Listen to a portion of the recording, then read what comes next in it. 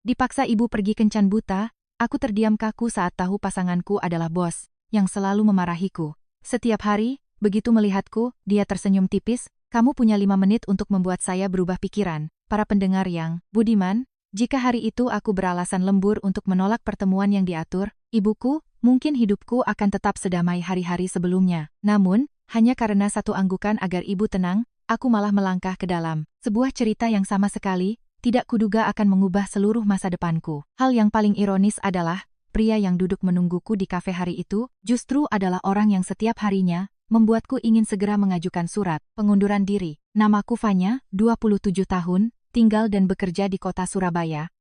Aku bekerja sebagai staf perencana konsep komunikasi untuk sebuah agensi periklanan yang cukup ternama. Terdengar glamor, tetapi di balik rencana-rencana yang dipuji, klien, ada malam-malam tanpa tidur, revisi belasan kali, dan tekanan tak terhitung yang hanya dipahami oleh orang-orang di industri ini. Tekanan terbesarku bukanlah dari klien, melainkan bosku. Nama bosku Arya, 30 tahun, CEO perusahaan kami. Di mata orang luar, dia adalah pria sukses, muda, dan tegas. Majalah bisnis pernah menyebutnya sebagai wajah emas industri komunikasi Jawa Timur.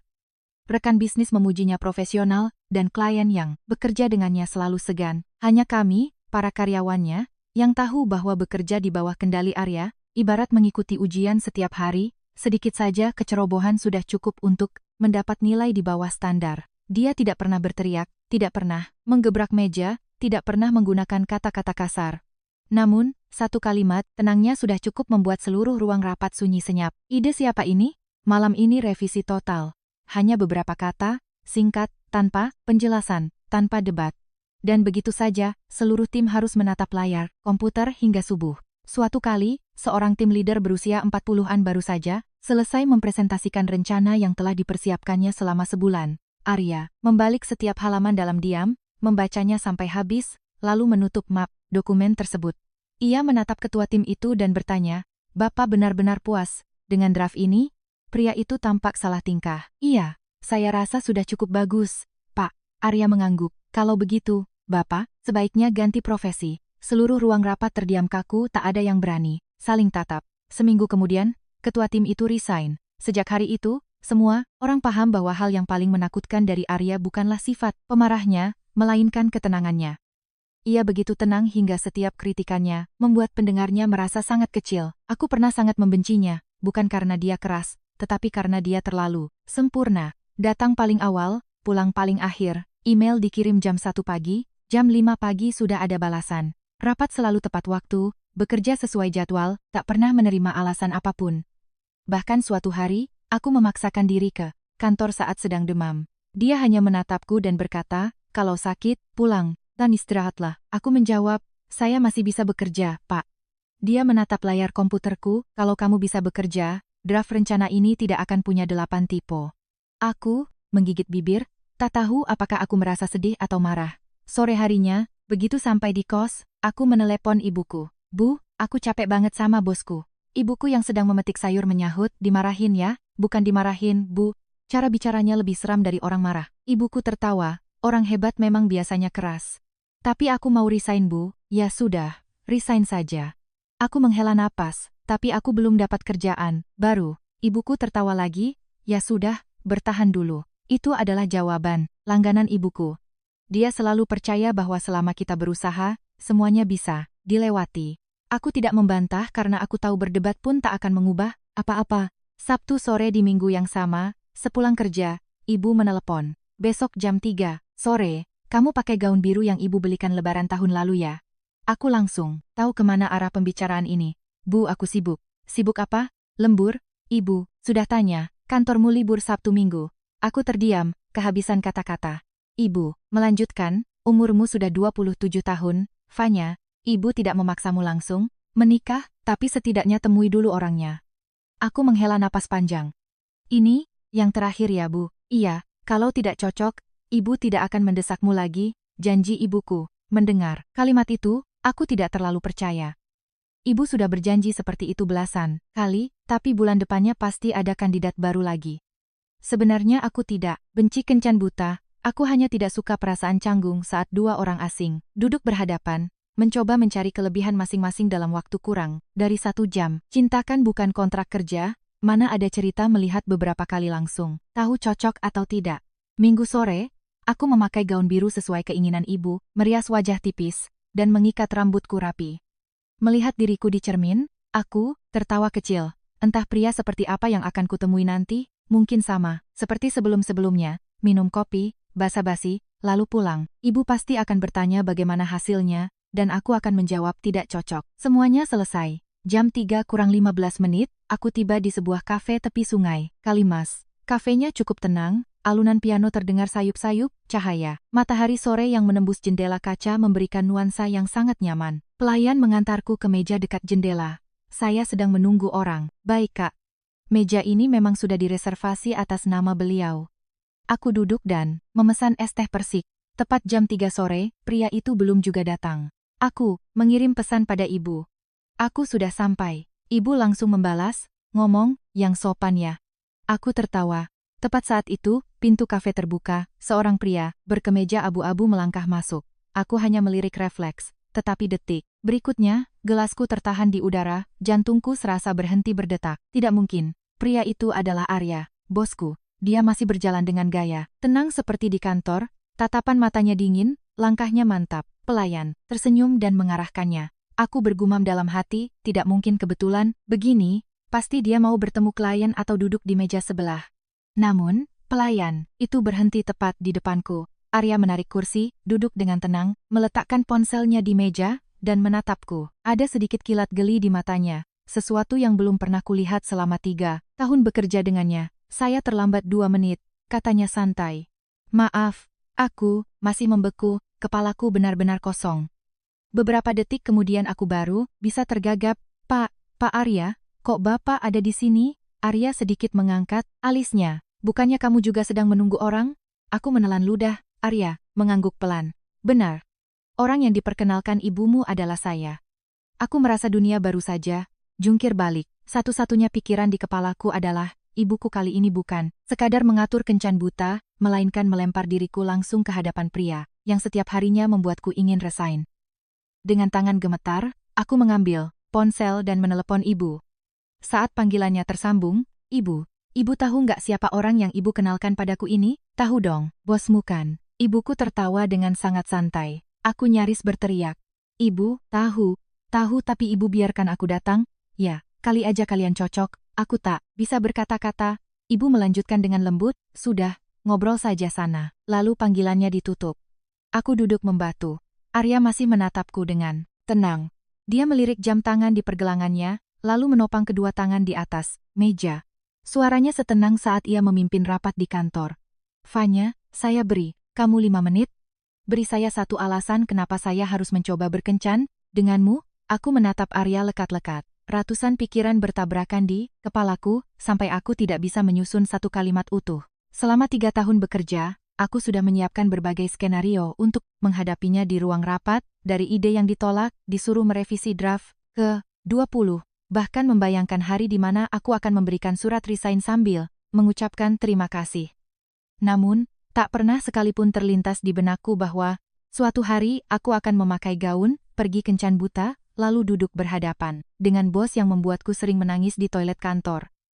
Sementara dia tampak santai seperti sedang memulai rapat mingguan, matanya tak menunjukkan kecanggungan, nadanya tak meninggi, ia hanya diam, menunggu jawabanku layaknya saat aku mempresentasikan ide di depan klien. Aku menarik napas dalam-dalam, meletakkan ponselku di meja, mencoba tenang meski tanganku mulai sedingin es. Bapak sedang bercanda kan? Arya menggeleng pelan. Saya tidak punya kebiasaan menjadikan urusan pribadi sebagai lelucon. Berarti, Bapak sudah tahu dari awal kalau orang yang dikenalkan ibu saya itu saya? Tahu, tapi Bapak tetap datang?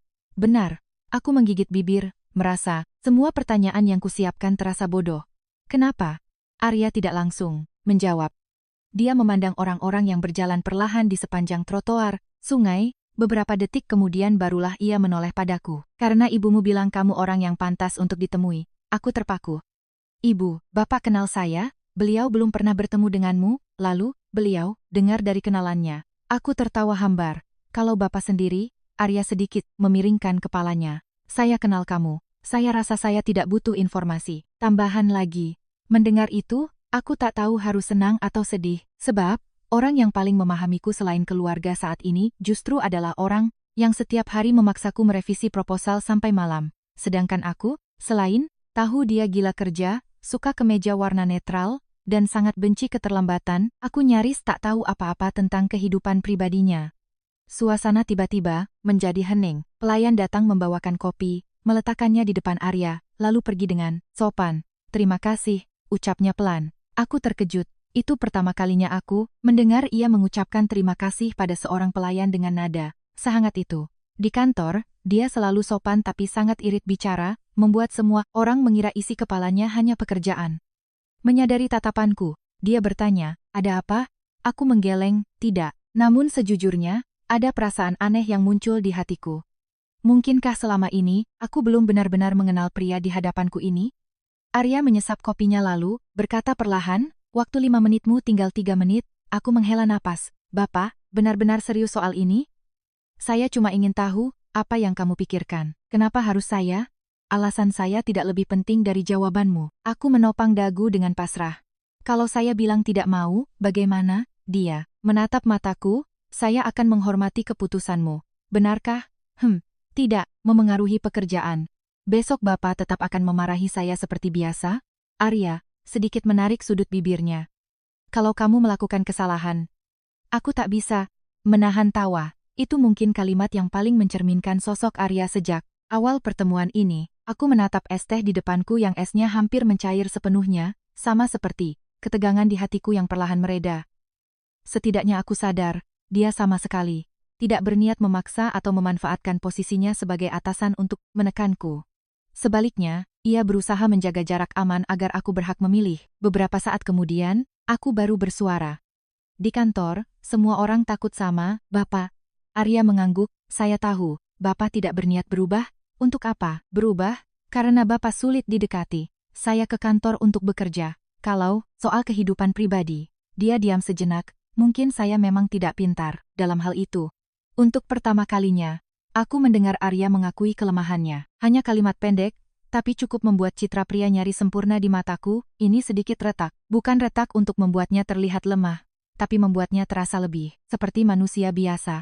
Secara refleks aku bertanya, "Bapak belum pernah jatuh cinta?" Arya tersenyum sangat tipis. "Ada yang pernah suka pada saya, lalu saya tolak. Kenapa? Saya tidak mau membuang waktu mereka." Aku menatapnya, lekat. "Bapak pikir Bapak tidak tahu cara mencintai? Bukan, lalu apa? Saya hanya tidak yakin bisa menyeimbangkan antara pekerjaan dan perasaan." Aku menundukkan kepala. Ada perasaan yang sulit dinamai membuncah di dadaku. Karena ucapan itu sama sekali tidak terdengar dingin seperti yang kubayangkan, melainkan sebuah pengakuan jujur dari seseorang yang selalu berusaha mengontrol segalanya, tapi tak berdaya menghadapi emosinya sendiri. Aku tersenyum. "Bapak tahu tidak? Apa? Ini pertama kalinya saya dengar Bapak bicara sebanyak ini." Arya balas menatapku. "Ini juga pertama kalinya kamu bertanya sebanyak ini pada saya." Kami berdua tertawa bersama, tidak keras, tapi cukup untuk mencairkan suasana tegang di awal tadi. Tepat saat itu, ponselku bergetar. Dari ibu, aku melihat layar lalu mematikannya. Arya bertanya, "Tidak diangkat?" Kalau diangkat, ibu pasti langsung tanya bagaimana perasaanku. "Lalu apa rencanamu untuk menjawabnya?" Aku menatapnya cukup lama, sebelum menjawab perlahan. "Saya akan bilang, orang ini berbeda dengan apa yang saya pikirkan selama ini." Arya sedikit tertegun, matanya melembut. Angin dari arah sungai berembus, membuat tirai jendela bergoyang pelan. Sinar matahari sore perlahan berubah menjadi kuning keemasan. Seluruh kafe menjadi begitu tenang hingga aku bisa mendengar suara sendok yang mengaduk, cangkir keramik di meja sebelah. Dan di dalam hatiku, untuk pertama kalinya, setelah sekian lama, aku tidak lagi merasa Arya adalah sosok yang tak terjangkau. Ia hanya seorang pria yang sudah terbiasa menggunakan ketegasan untuk menutupi kesepiannya sendiri. Sementara aku, yang selama ini mengira paling mengerti dirinya karena sering dikritik olehnya, ternyata baru melihat sudut yang sangat kecil dari pria ini. Arya melihat jam tangannya lalu berdiri. "Saya antar kamu pulang." Aku terkejut, "Tidak usah Pak. Sebentar lagi hujan." Aku melihat keluar jendela kaca, langit di kejauhan memang sudah diselimuti warna abu-abu. "Saya bisa pesan taksi online."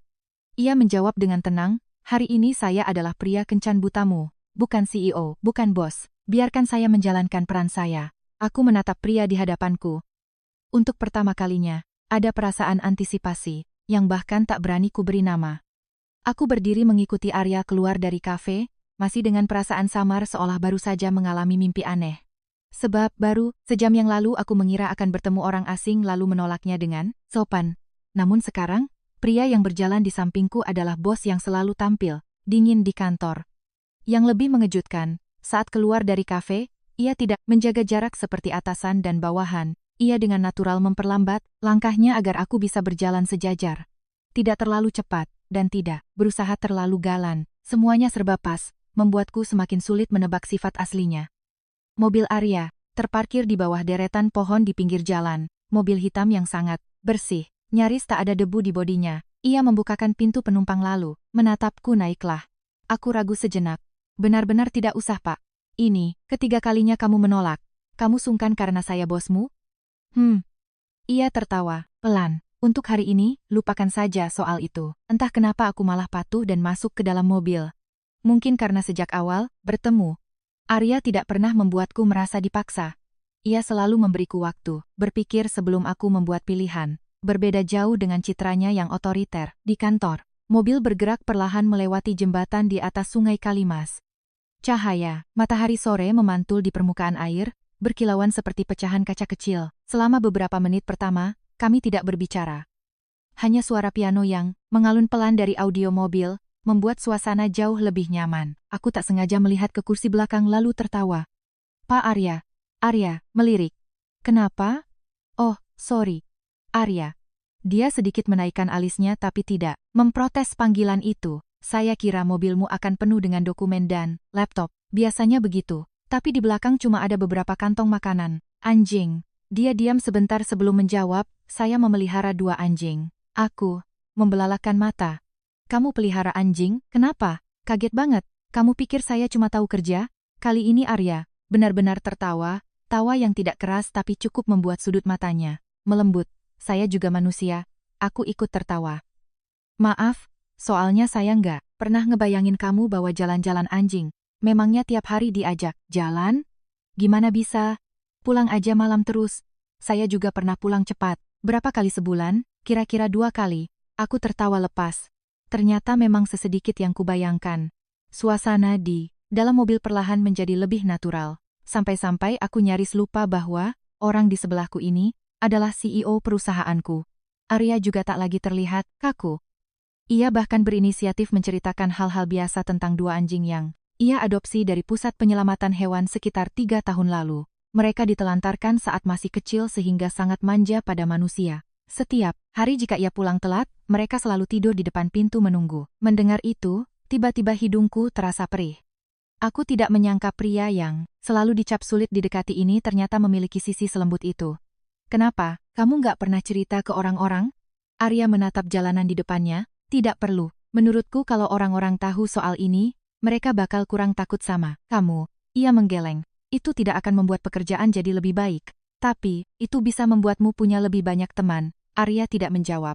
Lama-kelamaan, ia baru berkata pelan, saya tidak pintar berteman. Aku menoleh menatapnya. Mendadak teringat selama 3 tahun ini, tak pernah sekalipun kulihat Arya pergi makan dengan siapapun sepulang kerja. Tak pernah mendengar ia membahas teman, dan tak ada yang mencarinya ke kantor selain klien. Ternyata di balik penampilannya yang tangguh, ada kehidupan yang sederhana dan sepi. Mobil berhenti di depan apartemen tempatku tinggal. Arya mematikan mesin, tapi tidak turun dari mobil. Sudah sampai. Aku melepas sabuk pengaman. Terima kasih Arya. Fanya. Ya, soal hari ini. Aku menatapnya, menunggu. Kamu tidak perlu menjawab sekarang. Aku mengangguk pelan. Saya tidak mau kamu setuju karena tekanan, dan saya juga tidak mau kamu menolak karena sungkan. Aku refleks tersenyum. Kamu kalau ngomong selalu kayak lagi, analisis proposal ya, sudah kebiasaan, susah diubah. Emangnya begitu ya? Iya. Arya menatapku beberapa detik lalu tiba-tiba bertanya, kamu takut sama saya? Pertanyaan itu membuatku terdiam. Jujur saja, dulu waktu awal masuk, kantor memang takut banget, tapi sekarang lebih banyak respeknya daripada takut. Benarkah? Benar. Kenapa? Karena saya sadar kamu nggak pernah nyuruh orang melakukan hal yang tidak masuk akal. Semua revisi yang kamu minta selalu ada alasannya. Cuma waktu. Itu saya saja yang belum paham. Arya menatapku cukup lama lalu mengangguk, pelan. Terima kasih. Itu kedua kalinya hari ini aku mendengar ia mengucapkan dua kata itu. Kalimat sederhana yang seolah membuat jarak di antara kami sedikit menyusut. Aku membuka pintu mobil dan turun. Baru melangkah beberapa kali, ponsel di tasku bergetar. Pesan dari Arya. Aku menoleh ke mobil yang masih terparkir di bawah pohon, lalu membuka pesan itu. Besok tetap bersikap seperti biasa. Hanya 5 kata. Khas gaya Arya. Tapi aku paham maksudnya. Urusan pekerjaan tetaplah pekerjaan, urusan pribadi tidak boleh memengaruhi siapapun di kantor. Aku tersenyum dan membalas, saya mengerti. Mobil itu perlahan pergi. Aku berdiri menatapnya sampai lampu belakangnya menghilang di ujung jalan, lalu berbalik masuk ke lobi apartemen. Baru saja membuka pintu unitku, ibu langsung video call. Di layar, wajahnya tampak penuh antisipasi. Gimana? Aku meletakkan tasku di kursi. Ibu sudah tahu semuanya, kenapa nanya lagi? Ibu mau dengar dari kamu. Aku menghela napas. Menurut ibu, aku sama dia cocoknya di mana? Ibu tersenyum, bijak. Ibu tidak melihat dari apa yang ada sekarang. Lalu ibu lihat dari apa? Ibu melihat dari caranya memperlakukanmu. Aku terkejut, dia nggak ngapa-ngapain kok, Bu.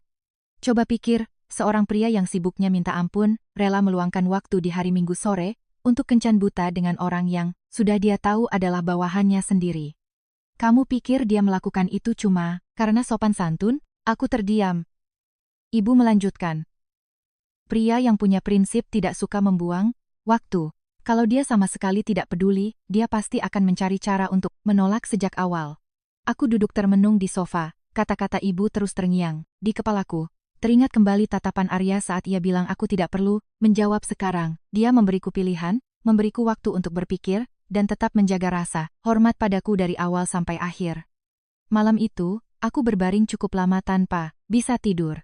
Bukan karena gugup untuk bekerja besok, bukan pula karena takut orang-orang tahu, melainkan untuk pertama kalinya dalam 3 tahun, aku menyadari bahwa pria yang selalu kuanggap gila kerja itu, ternyata diam-diam lebih memerhatikanku dari yang pernah kubayangkan. Dan diriku sendiri, aku mulai penasaran. Di balik ketenangannya itu, ada hal apa lagi yang belum pernah kulihat selama ini? Senin pagi, alarm belum berbunyi untuk kedua kalinya, aku sudah membuka mata. Semalam nyaris tidak tidur nyenyak, karena tiap kali menutup mata, bayangan Arya, yang duduk di depanku di kafe kembali muncul dengan jelas. Mulai dari matanya, yang tenang.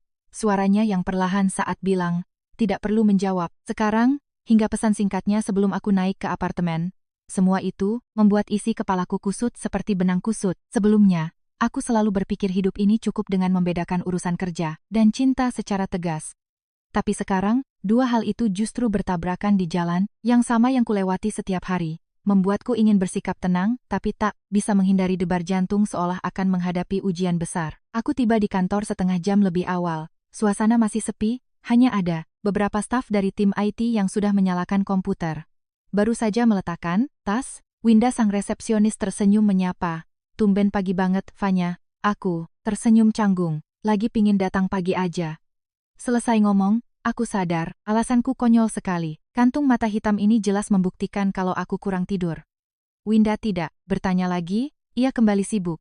Sementara aku membuka komputer dan mencoba fokus membaca kembali rencana proposal yang akan dipresentasikan ke klien akhir pekan ini. Pukul 08.20, para karyawan mulai berdatangan. Suasana Senin pagi yang khas kembali hidup dengan sapaan, suara printer, dan aroma kopi yang memenuhi ruangan. Saat aku sedang fokus memperbaiki beberapa detail terakhir, terdengar pintu lift terbuka. Tanpa melihat pun, aku tahu itu Arya. Itu sudah jadi kebiasaan satu kantor.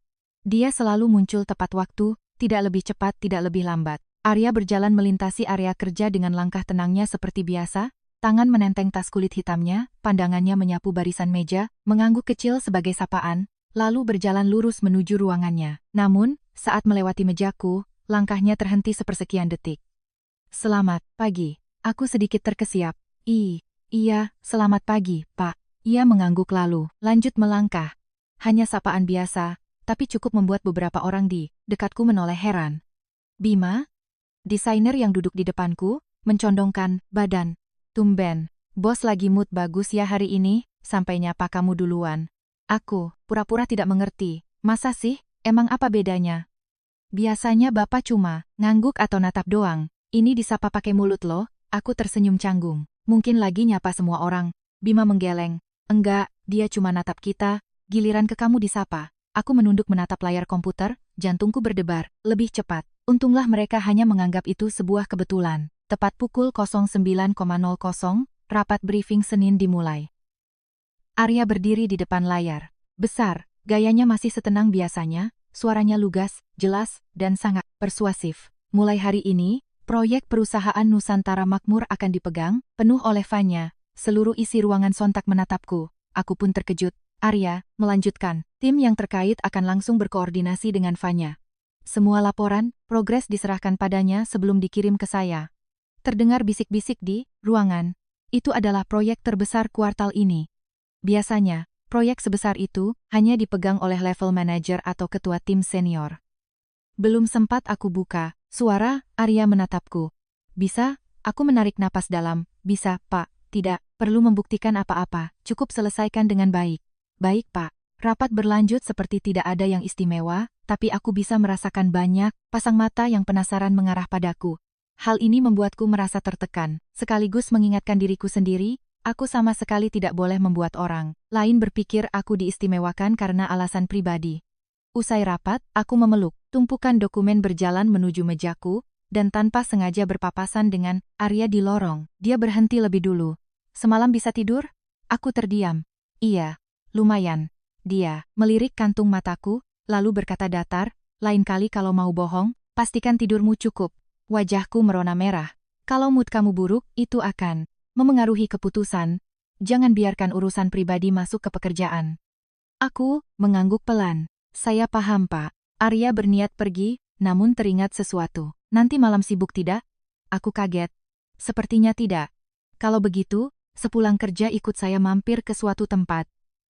Belum sempat aku bertanya, dia sudah berbalik dan pergi. Sepanjang pagi, kalimat itu terus terngiang di kepalaku, membuatku salah mengetik data beberapa kali berturut-turut. Hana yang duduk di sebelahku menempelkan punggung tangannya ke dahiku. Lagi nggak enak, badannya? Aku sehat kok. Mungkin kepikiran proyek baru? Wajar sih. Hana tersenyum menyemangati. Kamu pasti bisa, aku balas tersenyum berterima kasih. Padahal di dalam hati, aku tahu jelas bahwa yang membuatku resah bukanlah proyek baru, melainkan ajakan mendadak dari Arya. Sore hari berlalu lebih cepat dari dugaanku. Sekitar jam 6, satu persatu mulai membereskan barang untuk pulang. Tiba-tiba ponselku menyala, ada pesan masuk. Ke basement sekarang. Hanya 3 kata, sangat khas Arya. Aku melirik jam, lalu diam-diam menyandang tas dan turun ke tempat parkir. Arya sudah berdiri di samping mobil yang sama, tangannya memegang 2 tali kekang, satu warna biru dan satu merah. Aku bingung. Bapak bilang mau mampir ke suatu tempat. Arya membukakan pintu mobil. Iya, jemput 2 anak kecil. Anak kecil? Dia menatapku lalu tersenyum sangat tipis. Senyum langka yang membuat wajah kakunya jauh lebih bersahabat. 2 anjing saya. Saya rasa sudah saatnya kamu bertemu anggota terpenting dalam hidup saya. Pada detik itu, aku tersadar bahwa ajakan ini bukan sekadar pertemuan sepulang kerja biasa. Ini seolah Arya sedang diam-diam membuka pintu, yang selama ini selalu terkunci rapat selama bertahun-tahun, membiarkanku masuk ke dunia pribadinya, yang belum pernah dilihat oleh rekan kerja manapun. Aku duduk di mobil dengan hati yang bercampur antara penasaran dan gugup, karena, selama 3 tahun bekerja bersamanya, aku selalu mengira dia tidak punya kehidupan pribadi selain di kantor. Tapi hanya dalam waktu 2 hari yang singkat ini, aku perlahan tahu bahwa dia memelihara 2 anjing dari shelter. Tahu dia bisa duduk sabar menghabiskan kopi tanpa mengecek ponsel terus-menerus, dan tahu dia juga punya keheningan yang normal layaknya pria pada umumnya. Hal ini mengubah citra bos galak di kepalaku sedikit demi sedikit. Meskipun aku belum berani menyimpulkan bahwa aku sudah benar-benar memahaminya. Mobil berhenti di depan sebuah rumah 2 lantai di jalanan sepi dekat kawasan pantai. Kenjeran. Halamannya tidak terlalu luas, namun terawat rapi, dihiasi beberapa pot bunga kertas yang mekar di bawah cahaya senja. Begitu mobil masuk melewati gerbang, dari halaman langsung terdengar suara gonggongan gembira. Beberapa detik kemudian, 2 anjing, 1 kuning dan 1 hitam, melesat ke arah kami. Mereka terus mengibaskan ekor lalu berdiri, menopangkan kedua kaki depannya ke pintu mobil, seolah sudah menunggu majikannya sejak lama. Arya langsung membungkuk dan mengelus kepala mereka. Udah nunggu lama? Kedua anjing itu semakin kegirangan. Aku berdiri di samping sambil menatap takjub. Mereka kenal mobilmu dari jauh? Arya mengangguk. Setiap hari begini, aku tersenyum. Mereka kangen banget sama kamu. Arya menatap kedua anjing itu lalu berbicara dengan suara pelan. Bukan karena mereka kangen, tapi karena mereka percaya saya pasti akan pulang. Entah kenapa, kata-kata itu membuat hatiku bergetar. Karena kata-kata itu bukan cuma tentang dua hewan kecil yang sedang melonjak-lonjak di kakinya, melainkan seperti kebahagiaan sederhana dari seseorang yang terbiasa hidup dalam kesepian. Setiap pulang kerja, hanya ada dua nyawa kecil ini yang menunggu di balik pintu.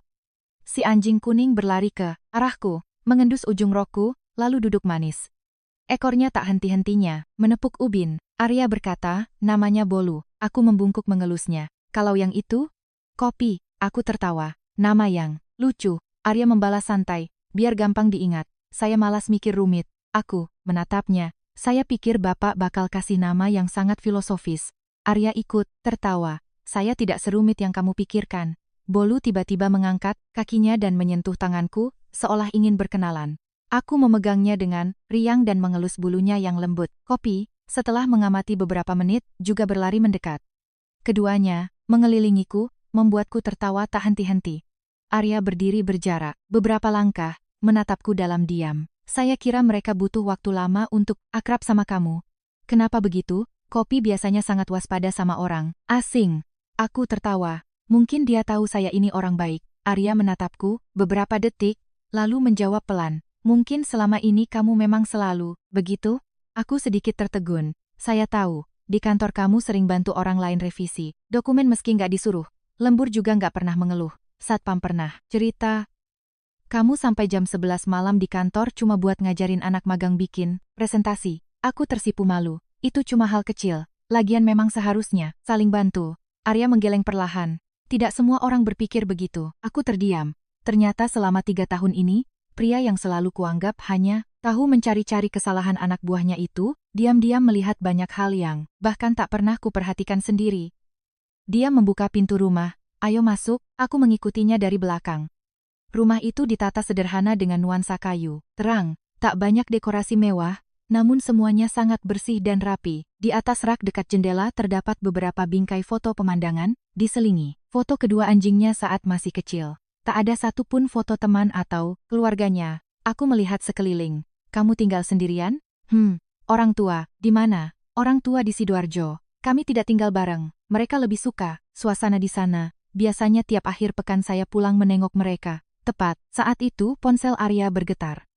Dia melihat layarnya lalu tersenyum. Ibu saya. Dia mengangkat panggilannya. Halo, Bu. Di seberang telepon, terdengar suara wanita yang sangat hangat. Kamu sudah ketemu Vanya? Aku kebetulan mendengar dan langsung merasa canggung. Arya menjawab dengan santai. Dia lagi di rumahku sekarang. Masa? Suara ibunya terdengar sangat ceria. Sini, berikan teleponnya ke Vanya. Arya menatapku.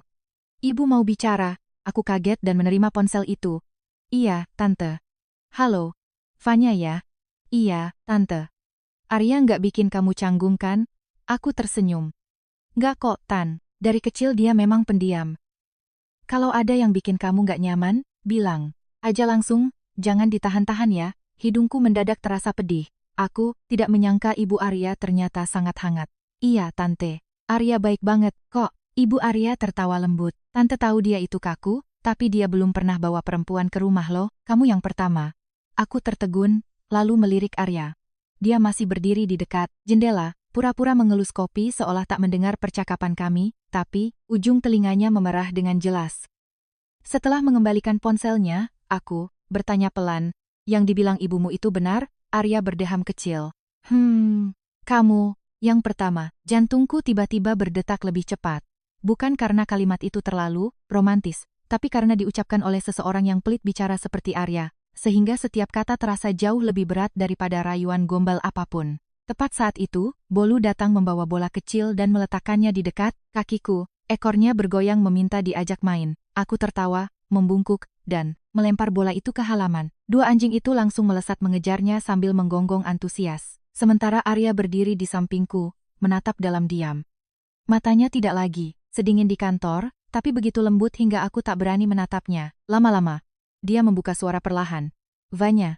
Iya, akhir pekan ini, perusahaan ada pertemuan dengan klien dari Jakarta, tapi diadakannya di Yogyakarta. Aku mengangguk. Saya tahu, kamu ikut saya. Kenapa? Karena, yang pegang proyeknya kamu. Dia berhenti sejenak, lalu melanjutkan dengan nada yang sangat tenang. Tapi, setelah urusan selesai, kalau kamu setuju, saya ingin mengajakmu jalan-jalan ke kawasan bersejarah di Yogyakarta. Belum sempat aku menjawab, nada dering, ponselnya berbunyi lagi, kali ini dari kantor. Arya dengan cepat kembali ke sosok tegasnya. Sambil mengangkat telepon ia melangkah ke sudut halaman untuk membahas pekerjaan, sedangkan aku berdiri di tengah halaman yang bermandikan cahaya sore, menatap punggung pria itu. Secara tak sadar aku menyadari, hatiku tak lagi mampu menjaga jarak seperti dulu. Hanya saja, aku dan dia belum tahu bahwa besok pagi, sebuah krisis mendadak di kantor akan membuat hubungan kami yang baru mekar ini menghadapi ujian pertamanya. Keesokan paginya, aku tiba di kantor lebih awal dari biasanya. Bukan karena beban kerja yang bertambah setelah diserahi proyek besar, tapi karena di benakku masih tertinggal gambaran Arya berdiri di halaman bersimbah cahaya sore kemarin. Satu tangan memegang ponsel mengurus pekerjaan, tangan lainnya tanpa sadar mengelus kepala bolu yang duduk manis di kakinya. Dua sisi yang tampak berlawanan itu silih berganti muncul, membuatku bertanya-tanya, apakah selama 3 tahun ini aku yang salah menilainya, atau memang ia belum pernah memberi siapapun kesempatan untuk masuk ke kehidupan pribadinya. Saat pintu lift terbuka, karyawan lain berhamburan masuk ke kantor. Seperti biasa, namun, suasana hari ini terasa berbeda. Sekelompok kecil, berkumpul saling berbisik, mata mereka terus melirik ke arah ruang rapat besar. Bahkan Winda di meja resepsionis tampak lebih tegang dari biasanya. Baru saja, ku taruh tas di meja, Bima menghampiri. Dengar kabar belum? Aku mendongak, kabar apa? Kita bakal ikut pitching proyek gila-gilaan. Kliennya dari Jakarta. Nilai proyeknya hampir 10 miliar. Aku sedikit terkejut.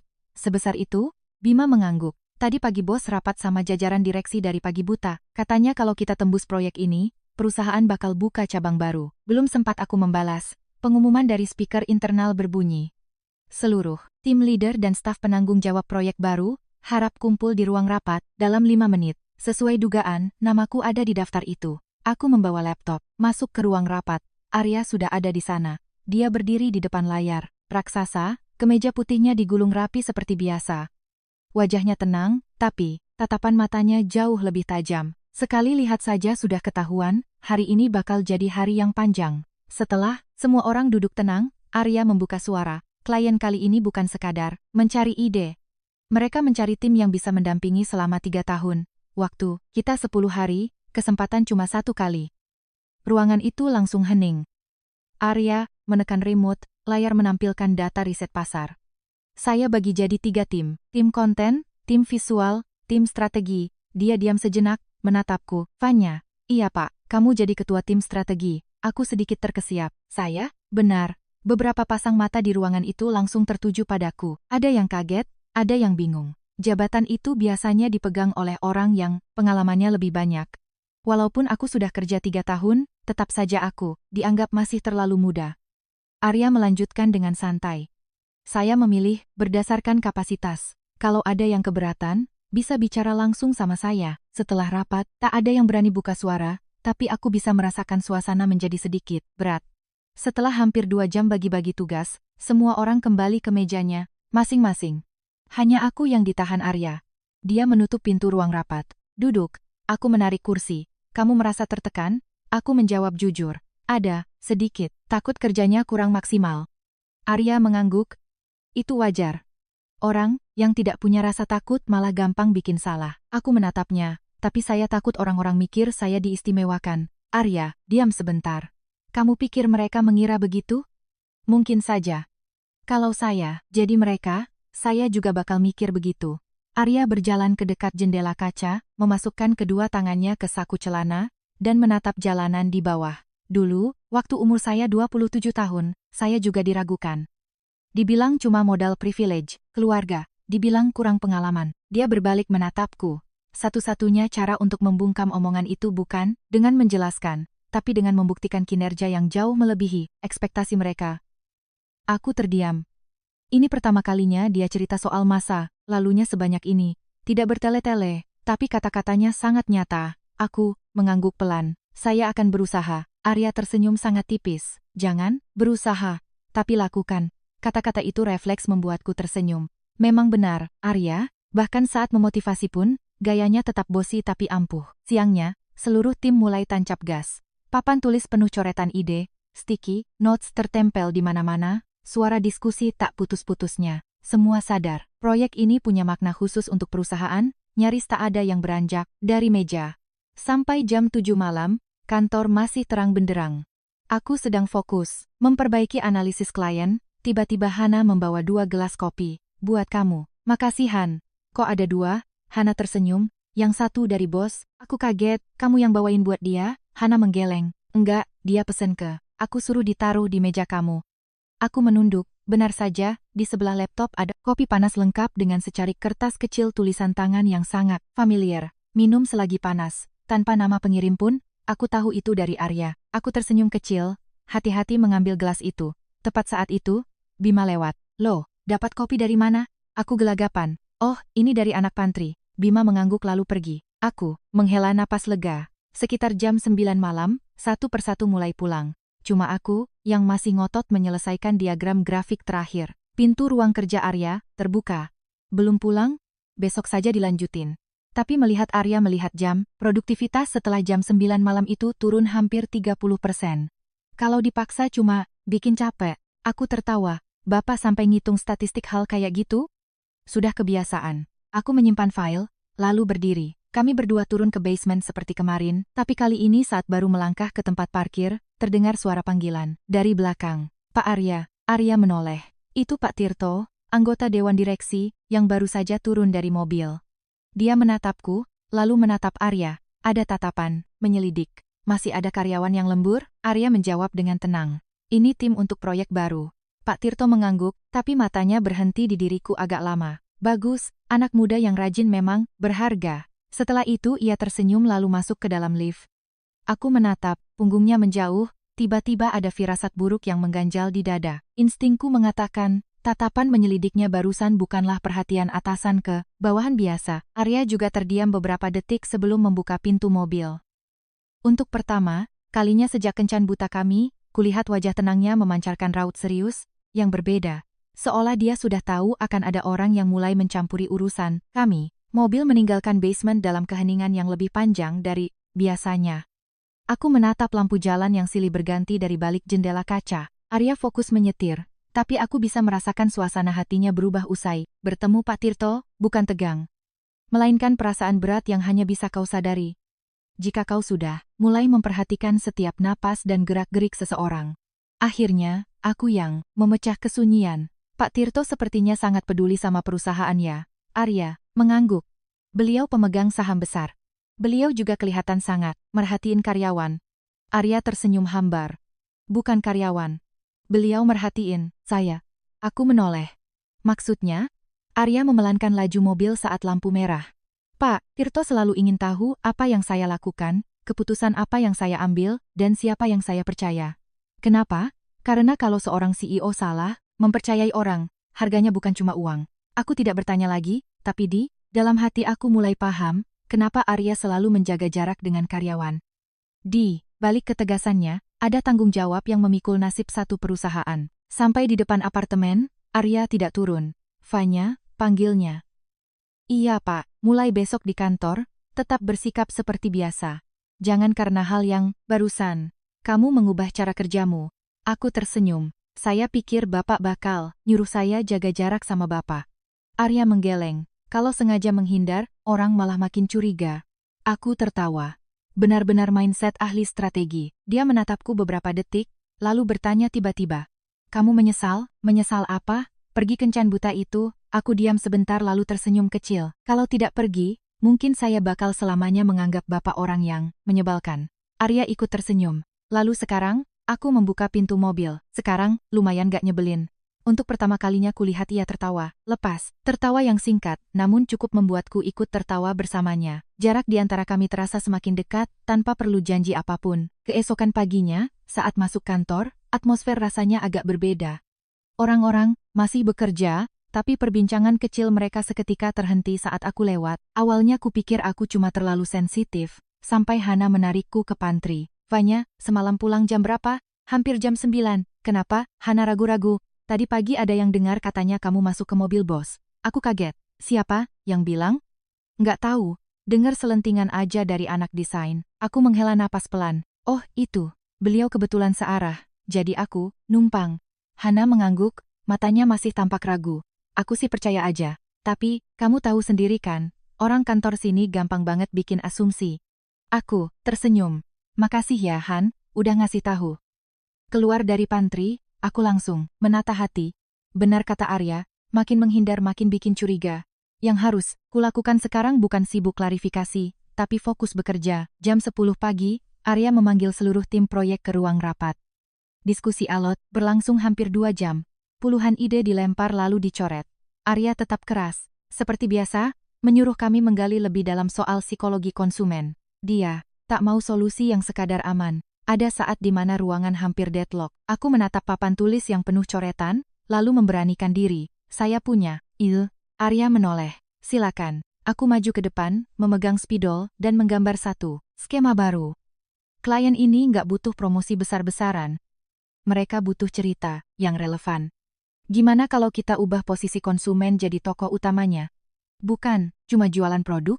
Semakin aku menjelaskan, aku semakin lupa keberadaan orang-orang di sekitarku. Semua fokusku tertuju pada ide di papan tulis. Setelah selesai bicara, ruangan hening. Beberapa detik kemudian, Arya berdiri. Dia menatap skemaku lamat-lamat. Pilih opsi ini. Semua tim kerjakan mengikuti angle dari Vanya. Suasana langsung hidup lagi. Semua orang sibuk membagi tugas. Saat aku baru mau duduk, terdengar suara dari belakang. Pak Arya, panggil Mas Fajar, ketua tim sales. Saya mau tanya satu hal. Arya menoleh. Silakan. Kenapa kali ini Bapak sangat mempercayai, Vanya? Ruangan mendadak hening. Jantungku berdebar keras. Inilah yang paling kutakutkan. Arya tidak langsung menjawab. Dia memandang seluruh ruangan lalu, berkata dengan tenang. Saya tidak mempercayai Vanya. Ucapan itu membuat kaget. Tapi Arya lanjut bicara, saya mempercayai rencana yang dia buat. Kalau hari ini yang memberi ide adalah Bima, Hana, atau siapapun, saya akan tetap memilihnya. Di perusahaan ini, tidak ada tempat untuk favoritisme. Hanya ada tempat untuk kompetensi. Seluruh ruangan terdiam beberapa detik, lalu serempak mengangguk. Mas Fajar pun tak berkomentar lagi. Aku menatap Arya lekat. Ada rasa lega sekaligus haru. Dia tidak melindungiku dengan pembelaan buta, melainkan menggunakan prinsipnya sendiri untuk menjawab keraguan. Hal itu menyelamatkan integritasnya sekaligus menjaga harga diriku di depan tim. Usai rapat, saat orang-orang sudah keluar, aku masih membereskan kertas. Arya lewat di dekatku dan berucap pelan, hari ini kerja bagus. Aku mendongak. 3 tahun bekerja, ini pertama kalinya pria ini memujiku sebelum aku sempat meragukan diriku sendiri. Dan pada momen itu, aku sadar, tantangan terbesar di antara kami bukan lagi batas atasan dan bawahan, tapi bagaimana tetap profesional saat hati kami mulai berjalan ke arah yang sama. Setelah rapat pagi itu, seluruh kantor kembali sibuk dengan tempo yang lebih gila lagi. Aku nyaris tidak punya waktu memikirkan hal lain selain proyek ini. Tapi anehnya, setelah omongan Arya di ruang rapat tadi, pandangan orang-orang padaku berubah drastis. Tak ada lagi tatapan curiga, mereka justru banyak bertanya soal ide dan strategi.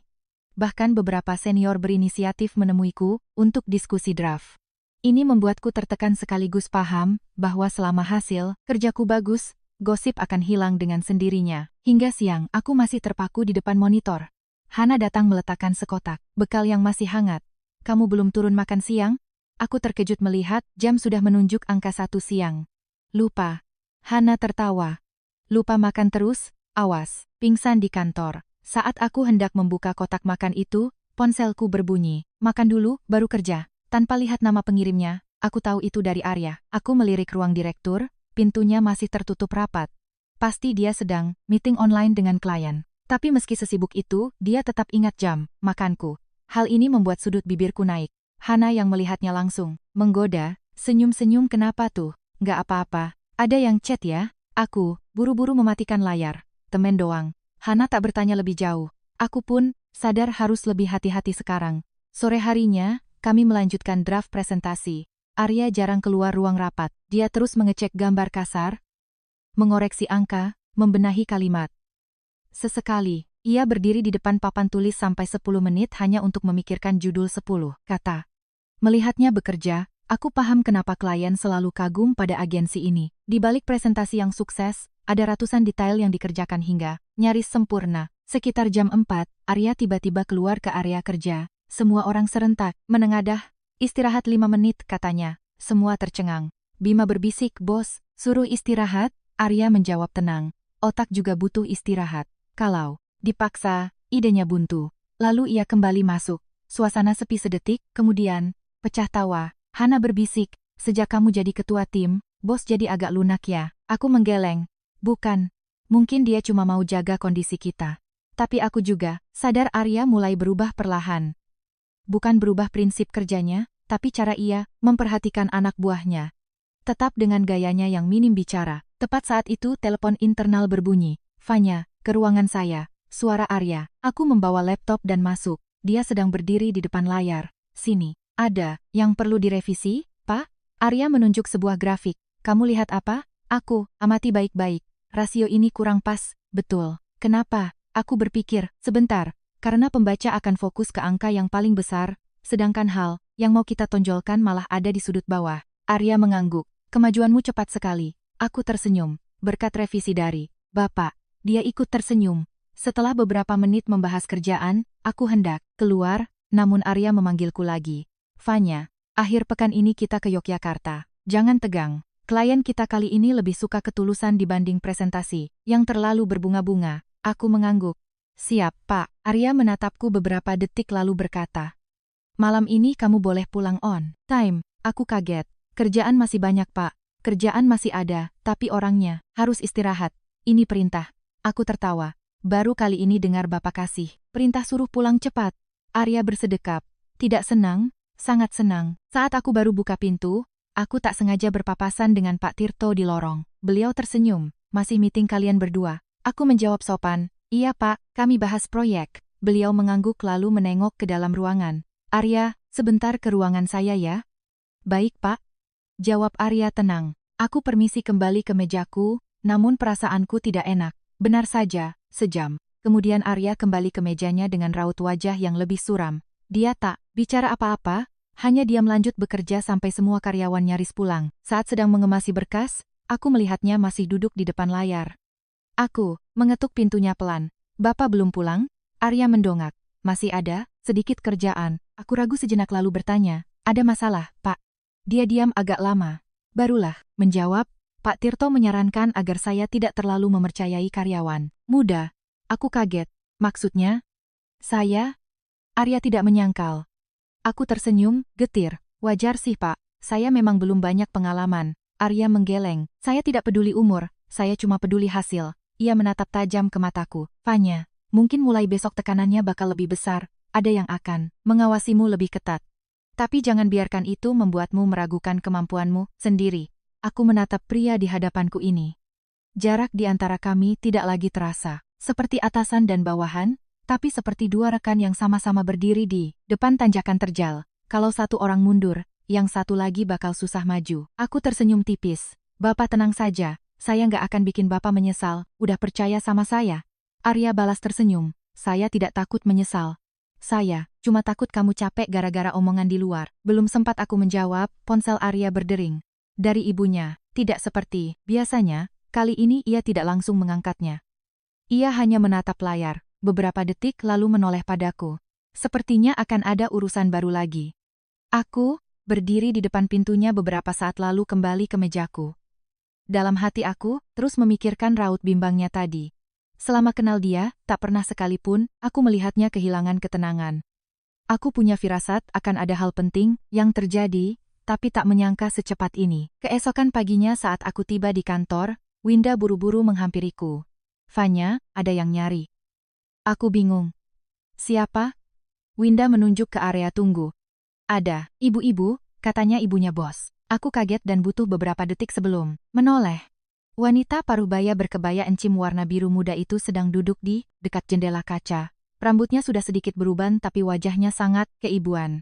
Begitu melihatku, dia tersenyum dan melambai seolah ketemu teman lama. Aku buru-buru mendekat. Halo, Tante. Beliau meraih tanganku dengan lembut. Kamu lagi kerja ya? Iya, Tante.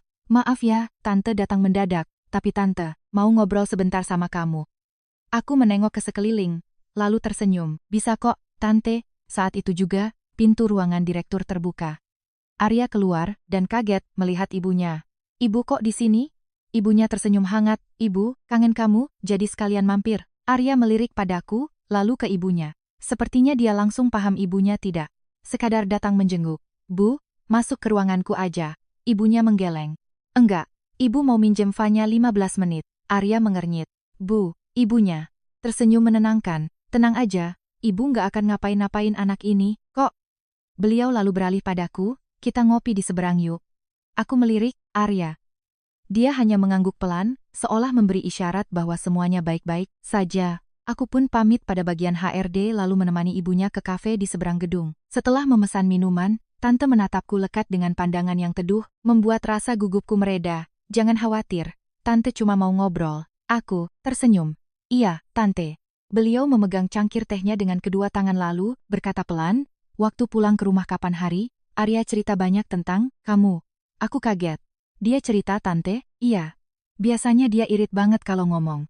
Tapi hari itu, untuk pertama kalinya Tante lihat dia cerita tentang seorang perempuan lama banget. Wajahku seketika terasa panas. Tante tersenyum lembut. Kamu tahu, waktu kecil, Arya gak sedingin sekarang. Dia anaknya ceria, gampang bergaul, suka bantuin orang. Tapi setelah ayahnya sakit agak lama, dan kondisi keluarga memburuk, dia berubah cepat sekali. Dia selalu mikir harus jadi yang paling kuat, kerja lebih keras dari orang lain biar keluarga tenang. Lama-lama, sikap kuatnya itu jadi kebiasaan, sampai banyak yang ngira dia nggak punya hati. Aku mendengarkan dalam diam. Itu cerita yang belum pernah Arya bagikan. Tante melanjutkan. Dia nggak pintar menunjukin perasaan, tapi kalau dia udah peduli sama satu orang, dia akan merhatiin orang itu dalam diam untuk waktu yang lama. Selama ini, Tante belum pernah lihat dia bawa cewek ke rumah. Waktu kamu datang, Tante seneng banget. Aku tersenyum canggung. Iya, saya juga kaget banget, Tante. Beliau memandangku dengan kasih sayang. Tante nggak mau maksa urusan perasaan. Semua terserah, kalian berdua. Tante cuma berharap, kalau nanti kamu ngerasa dia agak kaku, jangan buru-buru mikir dia nggak peduli. Sifatnya emang gitu. Aku mengangguk, pelan. Iya, Tante. Saat itu, ponselku bergetar. Telepon dari Arya. Aku mengangkatnya. Kamu di mana? Sama ibumu di kafe seberang. Ibu nggak ganggu, kamu kan?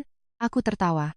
Enggak, ibumu baik banget. Di seberang sana hening sejenak, lalu terdengar embusan napas lega. Baguslah. Begitu telepon ditutup, ibunya tersenyum. Dia lebih khawatir sama kamu daripada ke ibu. Aku tidak tahu harus membalas apa. Hanya mengaduk teh perlahan. Kami mengobrol sekitar setengah jam sebelum kembali ke kantor. Saat masuk ke lobi, aku tak sengaja melihat Pak Tirto sedang berbincang dengan jajaran direksi. Mata Pak Tirto berhenti padaku lalu beralih pada Ibu Arya.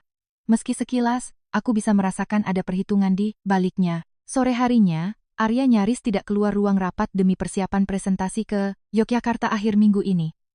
Aku dan tim menyelesaikan tahap akhir. Semua sibuk. Menjelang jam 6, saat aku baru saja mengeklik save pada presentasiku, Arya datang menghampiri. Ke ruanganku sebentar, aku membawa laptop masuk. Begitu pintu ditutup, dia langsung bertanya, Ibu ngomong apa aja? Bikin kamu canggung? Aku tersenyum. Enggak, Tante cerita banyak hal tentangmu. Arya menghela napas, pasti ibu udah ceritain semuanya. Enggak semua. Tapi cukup untuk bikin aku paham kenapa kamu hidup kayak sekarang. Arya terdiam, aku memandangnya lalu, berkata pelan, Arya. Untuk pertama kalinya aku memanggil namanya di kantor, dia agak kaget. Aku rasa, kadang kamu nggak perlu memaksakan diri untuk jadi kuat terus. Kamu juga boleh bersandar pada orang lain sedikit. Arya menatapku lama sekali. Pandangannya yang biasanya setenang air, perlahan, melunak seperti danau yang ditiup angin. Tepat pada saat itu, telepon internal berbunyi. Dari pihak administrasi. Pak, klien dari Jakarta baru saja, konfirmasi, mereka memajukan jadwal presentasi jadi besok.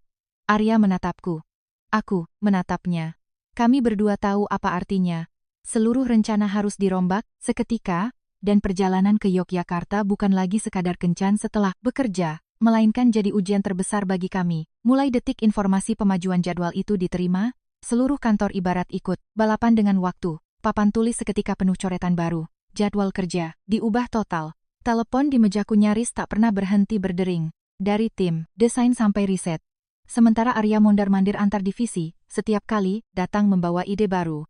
Namun, yang bikin aku takjub, meski tekanan sangat gila, Arya sama sekali tak terlihat panik. Tak ada lagi kritikan tajam. Ia lebih banyak melontarkan pertanyaan untuk membantu kami memecahkan solusi bersama. Menjelang jam 9 malam, hanya tersisa sekitar 10 orang di kantor. Lelah, tapi kami tetap bertahan menatap layar. Saat aku baru saja selesai merevisi pembukaan, presentasi, Arya meletakkan setumpuk draft baru. Tolong dicek, aku membukanya. Itu laporan survei terbaru dari Jakarta. Bapak belum baca, saya cuma baca, sekilas. Saya ingin dengar opinimu dulu. Bapak sebegitunya percaya pada saya? Arya duduk di kursi sebelah. Bukan sekadar percaya, tapi saya mau mendengar pandanganmu. Aku tersenyum lalu membaca teliti. Makin dibaca, ada celah yang ternyata kami lewatkan. Bapak lihat bagian ini, kataku menunjuk satu garis di draft. Klien dari Jakarta ini sebenarnya tidak terlalu peduli dengan harga. Mereka lebih mencari perasaan bahwa brand mendengarkan suara konsumen. Kita terlalu banyak bahas teknis produk, tapi kurang nyentuh soal aspek manusianya. Arya menunduk, merenung beberapa menit, lalu mendongak cepat. Benar, kalau kita rombak bagian pembuka, arah pitchingnya bakal jauh beda. Aku mengangguk. Klien akan merasa dihormati kalau kita bicara soal nilai-nilai manusiawi mereka. Dulu, Arya menatapku dalam-dalam lalu tertawa pelan. Dulu waktu kamu awal masuk, kamu belum bisa analisis setajam ini. Aku nyengir, waktu awal masuk, natap mata bapak aja saya gemetar. Arya tertawa lepas. Sekarang masih takut, kadang, tapi nggak separah dulu. Suasana jadi lebih cair, sampai-sampai aku lupa waktu. Baru ketika Hana mengetuk pintu, aku sadar. Pak, semua draft sudah direvisi. Kita bisa GR gladi resik. Arya berdiri. Bagus, GR berjalan 2 jam. Setiap orang mempresentasikan tugas, masing-masing. Ada yang masih terbata-bata, tapi secara keseluruhan jauh lebih baik dari hari-hari sebelumnya. Giliranku memaparkan strategi utama, sesi, ruangan hening mendengarkan. Selesai bicara, Arya tidak langsung komentar. Ia menoleh ke tim, ada masukan? Bima angkat tangan, pembukaannya keren banget. Hana menyambung, aku suka. Storytellingnya Fanya. Mas Fajar mengangguk. Kalau saya klien, saya bakal betah dengarnya. Barulah Arya menoleh padaku, pertahankan. Tidak perlu diubah lagi. Kalimat pendek itu adalah apresiasi terbesar yang pernah kudengar darinya. Ketika orang-orang mulai pulang, Arya memintaku tinggal sebentar. Ia menatap pemandangan lampu-lampu kota Surabaya. Besok ke Yogyakarta, kamu gugup? Aku menjawab jujur. Iya. Ini pertama kali saya pegang pitching sebesar ini. Arya mengangguk. Dulu seumuranmu, saya juga gugup. Waktu naik ke panggung, tangan dingin, jantung deg-degan. Aku tertawa. Saya kira bapak lahir udah langsung. Pede percaya diri. Arya menggeleng. Nggak ada orang yang terlahir berani. Saat itu, Arya mendapat pesan singkat. Alisnya bertaut. Ada apa? Tanyaku. Klien mau ada sesi tanya jawab dadakan besok. Aku menarik napas. Berarti kita harus siapkan mental tambahan. Arya menatapku. Takut? Aku tersenyum. Tadinya, takut. Sekarang enggak. Kenapa? Karena saya tahu, kalau saya lupa sesuatu, Bapak ada di belakang saya. Arya diam, menatapku hangat, lalu mengangguk kecil, seolah memberi janji tanpa kata. Esok paginya, saat mobil melaju meninggalkan Surabaya menuju Yogyakarta, sinar matahari pagi mulai menghangatkan. Sepanjang jalan menuju Jogja, hatiku bercampur antara antusias dan berdebar.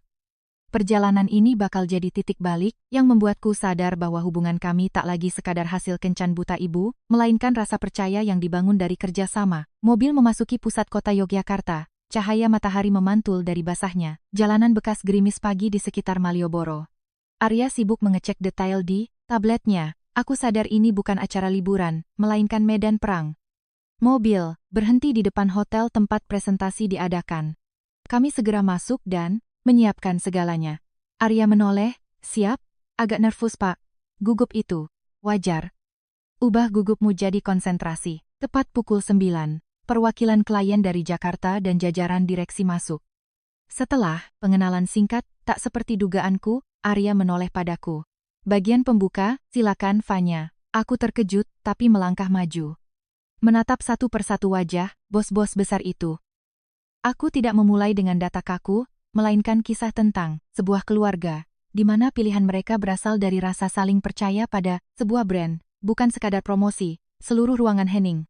Mereka fokus, mendengarkan, lalu Arya masuk menyambung dengan data teknis. Kami berdua tak perlu saling menatap, tapi seperti sudah sehati menyelaraskan kata demi kata. Di sesi tanya, jawab yang alot, ada pertanyaan soal budgeting, manajemen krisis, dan psikologi konsumen. Kadang aku ingin menjawab, tapi Arya mengisyaratkan untuk menunggu. Ia menjawab cerdik, lalu menoleh padaku, silakan Fanya, tambahan soal data riset. Aku langsung melengkapi dengan riset psikologis konsumen. Para klien mulai mengangguk puas. Setelah pitching selesai, bos dari Jakarta menjabat tangan kami dan berhenti di depanku. Anda masih muda, tapi presentasinya memukau. Aku tersenyum terima kasih. Dia menoleh ke Arya. Tim Bapak hebat, Arya menjawab. Sopan, mereka pantas dipercaya. Mataku berkaca-kaca. Di depan klien, Arya sama sekali tidak mencari muka untuk dirinya sendiri. Usai urusan selesai, semua orang makan siang. Aku kabur sebentar ke taman belakang hotel untuk ambil napas. Berdiri di bawah rimbunnya pohon beringin, aku tersenyum. Senyum-senyum sendiri? Suara Arya muncul. Aku menoleh. Cuma, ngerasa lega aja, Pak. Ia mendekat. Kamu kerja bagus hari ini. Ini fakta, bukan basa-basi. Aku tertawa, dipuji Bapak lebih susah daripada dipuji klien. Arya tersenyum. Sebenarnya saya nggak mau jadi orang yang kaku, tapi saya takut. Kalau saya lembek, tim kita bakal hancur. Untuk pertama kalinya, ia belak-belakan tentang beban kerjanya. Ponselnya mendadak bunyi. Wajahnya langsung tegang. Ada apa? Direksi minta rapat darurat besok, pagi. Soal proyek ini? Bukan. Soal pembukaan cabang. Dan soal posisi saya di perusahaan. Aku terkejut. Maksud Bapak? Arya tersenyum hambar. Sepertinya akan ada perombakan. Aku langsung tahu, ujian lebih besar sedang menanti kami di depan. Sore itu di Yogyakarta terasa lebih lambat. Setelah acara selesai, para staf menyebar jalan-jalan mencari oleh-oleh di Malioboro. Aku memilih berdiri di pinggir jalan kawasan bersejarah, memandangi keramaian turis. Tiba-tiba ponselku bergetar. Pesan dari Arya. Jalan kaki sebentar? Boleh. Tak lama, dia muncul. Kemejanya yang digulung sama seperti tadi pagi, tapi wajahnya lebih rileks.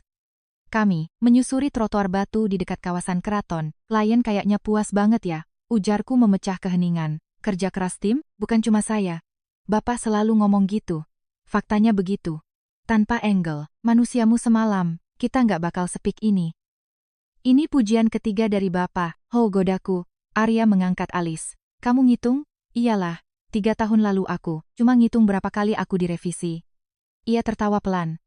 Tawanya berbaur dengan hiruk-pikuk angkringan dan musisi jalanan di Jogja, terasa sangat hangat. Kami berhenti di sebuah sudut di mana ada nenek penjual lampion kertas untuk diapungkan di air tradisi di beberapa sungai, acara kebudayaan. Beli 2, Mas, Mbak. Biar keinginannya terkabul, tawar si nenek. Aku mau menolak, tapi Arya mengeluarkan uang dan membeli 2. Dia memberiku 1, bikin harapan. Aku tertawa. Bapak percaya beginian? Saya tidak percaya lampion ini ajaib. Tapi, saya percaya saat manusia punya satu harapan, mereka bakal bekerja lebih keras. Mencapainya, aku membungkuk, meletakkan lampion di air. Arya juga melepaskan miliknya. Kedua, lampion itu berdampingan mengikuti arus kecil. Harapan Bapak apa? Tanyaku. Kalau diomongin, nggak bakal terkabul. Wah, kalau gitu saya juga nggak mau, kasih tahu, pertama kalinya saya menang debat dari Bapak. Aku tertawa lepas. Itu adalah momen paling damai semenjak kencan buta kami. Namun sekembalinya kami ke hotel, ponsel Arya kembali berdering bertubi-tubi. Ia menjauh, berbincang selama 10 menit dengan raut wajah sangat serius. Ada apa? Rapat besok dimajukan jadi jam 8 pagi. Pak Tirto mengusulkan perombakan operasional. Aku terdiam. Maksudnya, bakal ada wakil direktur baru buat mengawasi proyek Bapak. Arya mengangguk. Hak otonomi Arya akan terpotong besar. Lalu, apa rencana Bapak? Arya menjawab tenang. Lakukan hal yang biasa saya lakukan. Membuktikan dengan hasil. Aku tersenyum. Saya bakal bantu. Arya menatapku lamat-lamat. Fanya, kalau perusahaan rombak total, tekanan bakal makin gila. Kamu masih mau bertahan? Aku menjawab tegas. Dulu saya bertahan karena takut cari kerja baru. Sekarang, saya mau bertahan karena saya percaya pada orang yang memimpin saya. Untuk pertama kalinya, Arya tidak segera menanggapi. Dari sorot matanya, ia bukan sekadar atasan yang menimbang ucapan bawahan, melainkan ada getar haru, menemukan rekan yang siap berdiri di sebelahnya dalam menghadapi badai terbesar. Malam itu, aku nyaris tak bisa tidur. Melihat sisi rapuhnya membuatku semakin respek pada orang yang dianggap kaku ini. Pukul 6 pagi, tim kembali menuju Surabaya. Arya terus membaca berkas tanpa beristirahat. Sesampainya di kantor, Surabaya, semua langsung bekerja. Arya melangkah menuju lantai atas untuk rapat direksi. Sebelum naik, ia berkata pelan, Fanya, hari ini kamu handle tim ya, saya serahkan ke kamu. Hanya beberapa kata, tapi sungguh berat memikulnya. Selama 3 jam, aku mengelola tim sambil tegang menunggu hasil. Pukul 11, pintu lift terbuka. Arya keluar, diikuti Pak Tirto dan jajaran direksi lain yang tampak dingin. Aku langsung menemui Arya di ruangannya. Gimana Pak? Iya, melonggarkan dasinya. Baik, direksi memutuskan menambah wakil direktur operasional. Aku tercekat. Lalu, dia yang pegang keuangan. Saya tetap memegang kendali teknis dan operasional profesional. Aku menghela napas panjang. Syukurlah, tiba-tiba Winda mengetuk pintu. Pak, klien Nusantara Makmur Jakarta baru saja telepon dan kirim surel konfirmasi. Arya membuka amplop virtual itu. Sudut bibirnya naik. Kita memenangkan proyek ini. Aku membelalakan mata. Serius, Pak? Mereka pilih strategi kita. Aku sampai meremas tanganku sendiri. Kita berhasil. Arya menatapku. Bukan, kamu yang berhasil. Bukan, kalau tanpa. Bapak Arya memotong pelan. Kalau tanpa kamu, saya tidak akan melihat strategi itu. Kami tertawa lega. Sore itu, kantor meledak dengan euforia. Bima sampai traktir boba satu tim. Arya berdiri di depan kami semua. Keberhasilan ini bukan milik satu orang. Ini milik semua. Tidak ada yang tidak berkontribusi. Tepuk tangan membahana. Usai jam, pulang, Arya memanggilku. Dari laci mejanya, ia mengeluarkan kotak kecil. Buka. Sebuah pena mesin fountain pen, berwarna biru gelap. Buat saya, Arya mengangguk. Waktu awal merintis ini, mantan dosen saya memberikan pena. Beliau berpesan, bagi pekerja kreatif, yang paling berharga, bukan sekadar ide, tapi tanggung jawab pada setiap hal yang ditulisnya. Hari ini pena ini saya berikan pada kamu. Aku memegangnya dengan haru. Pena ini adalah bukti pengakuan dan kepercayaannya padaku. Sejak saat itu, suasana kantor sangat dinamis. Aku bekerja dengan lebih semangat. Seminggu kemudian, rapat evaluasi digelar. Berbeda dengan evaluasi biasanya, kali ini Arya meminta semua divisi jujur soal kesalahan yang mereka perbuat selama proyek. Awalnya semua takut, tapi Arya yang pertama membuka suara, menceritakan letak kelemahannya sendiri di awal proyek. Tidak ada tim yang jadi kuat cuma karena dipuji. Kita dewasa kalau berani melihat kekurangan, kata Arya. Semua orang akhirnya berani curhat. Bima mengaku terlalu emosian saat bikin draft visual, Hana mengaku sempat stres soal manajemen waktu, dan aku jujur soal rasa insecure karena merasa terlalu muda. Usai rapat, kami merasa sangat lega. Sore harinya, Arya mengajakku naik ke rooftop gedung. Dari atas sana, kota Surabaya mulai bersinar dengan lampu-lampunya. Angin malam bertiup sejuk. Tahu kenapa saya suka di sini? Kenapa? Dari atas sini, masalah sebesar apapun, kelihatan kecil, sama kayak rintangan. Aku tersenyum, saya akan ingat kata-kata ini. Satu lagi, tambah Arya. Kalau suatu hari nanti kamu jadi manajer, jangan cuma lihat hasil, tapi lihat seberapa keras stafmu berjuang. Siapa yang ngajarin? Bapak ngomong begini, Pak Baskoro, dosen pembimbing saya. Dia meninggal beberapa tahun lalu. Dulu kalau saya bingung, saya selalu mikir, apa yang bakal Pak Baskoro lakukan? Ponselku tiba-tiba berbunyi. Ibu menelepon. Fanya, akhir pekan ini pulang ya. Ada apa Bu? Ibu sama tante mau makan bareng. Tante siapa? Ibunya Arya. Dong, aku kaget dan menoleh ke Arya. Ia tersenyum. Kok cepat banget ibu-ibu? Janjiannya, ibuku tertawa, urusan orang tua. Pokoknya pulang. Akhir pekan, aku pulang ke rumah orang tuaku di Sidoarjo. Rumah jadi ramai sekali. Obrolan bapakku dan ayah Arya nyambung banget, mulai dari urusan berkebun, masak, sampai pelihara burung. Aku dan Arya cuma duduk mendengarkan, sambil tersenyum. Setelah makan, Arya mengajakku ke halaman belakang, di bawah pohon mangga tua. Cahaya senja menembus daun. Arya menatapku sangat lama, dari sejak hari kencan, buta itu. Saya belum nanya satu hal. Apa? Ia menarik napas dalam. Untuk pertama kalinya ia tampak gugup. Fanya, apa kamu sungguh mau terus menemaniku? Di sisa perjalanan hidup ini, aku menatap matanya, mengingat semua dari lembur, malam, kencan mendadak, Yogyakarta, hingga saat ini. Aku tersenyum dan mengangguk pelan. Iya, aku mau. Di bawah pohon mangga itu, kisah kami bukan lagi soal kebetulan, melainkan pilihan. Beberapa waktu kemudian, ada edaran surel bahwa perusahaan bekerja sama dengan mitra asing, dan akan ada masuknya Dimas 32 tahun, manajer baru lulusan, perusahaan media raksasa di Jakarta, untuk memperluas pasar. Bima sempat berbisik, Fanya, Dimas ini sainganmu loh. Aku tertawa. Makin hebat makin bagus, aku bisa belajar. Arya memanggilku dan memberiku profil Dimas. kamu akan banyak berinteraksi dengan dia. Orangnya lugas, jadi jangan gampang baper. Aku tersenyum. 3 tahun tahan sama bapak, pasti saya kuat ngadepin dia.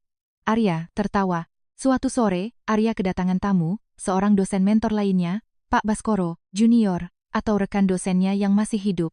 Mereka mengobrol akrab dan aku disuruh menemani. Sebelum pulang, dosen itu berbisik padaku, kalau Arya capek, ingetin istirahat ya. Dia jago nahan sakit, tapi payah kalau suruh ngerawat. Dire. Pesan itu terbukti saat perusahaan sibuk-sibuknya memperluas pasar. Arya hampir tak pernah makan siang. Pukul 3 sore, aku turun ke kantin, minta ibu kantin memanaskan makanan, lalu membawakannya ke ruangan Arya. Bapak belum makan kan? Nanti saja. Aku melotot. Makan sekarang. Kalau bapak sakit, satu kantor. Repot. Arya terkejut mendengarku memerintahnya, tapi ia akhirnya menurut. Iya, saya makan. Di momen itu, kami tertawa. Tak lama setelah itu, tibalah hari perayaan anniversary perusahaan ke-5. Saat semua sedang sibuk-sibuknya. Sore hari hujan badai melanda Surabaya. Dan listrik PLN tiba-tiba padam sebentar sebelum genset menyala. Arya keluar ruangan. Sudah, hari ini kita pulang awal. Semua terkejut, namun seketika itu, lampu kecil warna-warni menyala. Tim administrasi membawa kue tart tulisan, "Terima kasih karena telah bertumbuh bersama." Arya terdiam kaku. Ia tak menyangka karyawan yang dulu ketakutan padanya menyiapkan kejutan manis. Saat memotong kue, ia berkata, "Saya dulu mengira bos yang baik itu cuma yang targetnya tercapai. Tapi kalian mengajari saya memimpin. Itu juga soal menemani sampai akhir." Kami semua bertepuk tangan. Sebelum aku pulang, Arya memberiku kunci kecil. "Ini kunci ruang kreatif yang baru. Mulai minggu depan kamu yang pegang." Saya? Ya. Ruang untuk siapa saja, bereksperimen. Saya percaya padamu. Aku menggenggam kunci itu erat-erat. Ruang kreatif itu pun dibuka dengan sederhana. Kami menulis harapan di sebuah papan kayu. Harapan Arya singkat namun mendalam. Jangan biarkan siapapun harus menyerah pada mimpinya hanya karena kekurangan satu kesempatan. Atas dasar itu pula, perusahaan meluncurkan beasiswa mahasiswa komunikasi di Jawa Timur. Aku dan Arya berkunjung ke kampus-kampus. Di dalam mobil saat pulang, aku bertanya, "Kalau nggak bikin agensi ini, Bapak mau jadi apa?" "Jadi dosen." Aku tertawa. "Bapak kan kurang sabar. Sama orang yang mau belajar, saya selalu sabar," balasnya. Malam harinya, kami kembali makan malam di rumah Sidoarjo. Kopi dan bolu, anjing-anjing Arya yang dibawa ibunya berkunjung, bermain dengan anak-anak tetangga. Ibuku tertawa, "Dulu ibu ngotot nyuruh kamu kencan buta." Kejadian juga. Aku menatap Arya. "Aku juga nggak nyangka, Bu." Di balik muka seramnya, dia penyayang banget. Kami semua tertawa. Setahun berlalu, aku berdiri di jendela lantai 5 kantor kami, memandang calon karyawan baru di lobi bawah. Teringat masa-masa ketakutanku dulu. Arya datang, memeluk pinggangku dari belakang, atau berdiri tepat di sampingku. "Lagi, mikirin apa?" "Mikirin hari pertama masuk. Dulu aku sampai nangis di tangga." Arya tertawa. "Saya tahu, kalau saat itu kamu nyerah, kamu nggak bakal ada di sini. Kalau aku tahu bosnya itu calon kencan butaku, pasti aku udah resign dari awal." Arya menyahut, "Kalau gitu, saya bakal samperin kamu langsung ke rumah." Sore itu, sepulang acara pemberian beasiswa di mana Arya berpidato memotivasi mahasiswa muda, kami pulang menembus lampu jalanan Surabaya.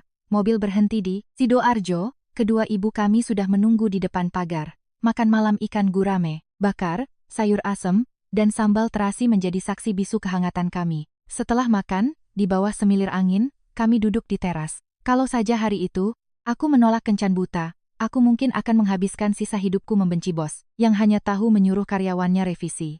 Tapi karena satu kencan buta itu, kami menemukan satu sama lain. Para pendengar yang budiman, cerita kita telah usai, namun saya yakin gema, kisahnya akan berdiam lama di hati. Kehidupan tidak selalu berjalan mulus. Kadang kita membuat tembok terlalu tinggi untuk melindungi diri dari luka, namun, tanpa sadar menghalangi kebaikan yang hendak masuk.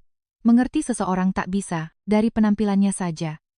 Mereka yang kaku tak selalu tak berhati. Jika hari ini Anda memiliki seseorang yang menanti Anda pulang, seorang ibu yang bertanya Anda sudah makan atau belum, seorang ayah yang duduk di teras menunggu, suara motor atau mobil Anda, atau pasangan yang duduk di sisi Anda saat Anda lelah, hargailah mereka. Waktu bersama orang tercinta tak akan bisa diulang. Cinta, penghargaan, dan rasa saling percaya adalah investasi terbaik dalam hidup. Terima kasih telah mendengarkan kisah ini sampai akhir. Semoga kita semua selalu memiliki hati yang tahu cara mencintai, bersyukur, dan memanusiakan manusia. Karena pada akhirnya, nilai terbesar dalam hidup bukanlah apa yang kita miliki, melainkan sebanyak apa kita mencintai dan menebar kebaikan pada sesama.